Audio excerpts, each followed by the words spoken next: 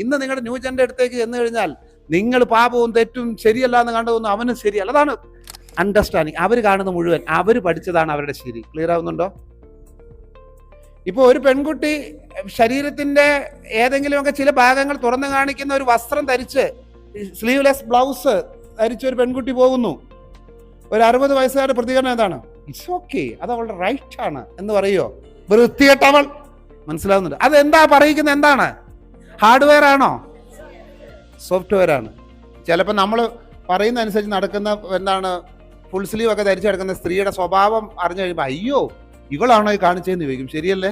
നമ്മൾ അതാണ് ബാഹ്യ മോഡികൾ കൊണ്ട് നമ്മൾ ആരെയും വിലയിരുത്തരുത്, പ്രത്യേകിച്ച് കൗൺസിലേഴ്സ്. നിങ്ങൾ സൈക്കോളജി പഠിക്കുന്ന ആൾക്കാരാണ്, അതുകൊണ്ടാണ് ഞാൻ പറയുന്നത്. എന്നെ നിങ്ങൾക്ക് പിടികിട്ടുന്നുണ്ടോ? ഈ ബേബി ബൂമേഴ്സിന്റെ സോഫ്റ്റ്വെയർ അങ്ങനെയാണ്, അവരെ അടിച്ചാണ് പഠിപ്പിച്ചിരിക്കുന്നത്. ക്ലിയർ ആവുന്നുണ്ടോ? അതിനൊന്നും ഒരു വിഷയം അവർക്കില്ല. ആ സോഫ്റ്റ്വെയർ അവിടെ തലേ കിടക്കുകയാണ്. അത് ഭയങ്കര നിങ്ങൾ അപ്പം വളരെ ശ്രദ്ധിക്കണം. കുടുംബത്തിൽ കലാപം ഉണ്ടാകുന്നതിന്റെ കാരണം മനസ്സിലാവുന്നുണ്ടോ?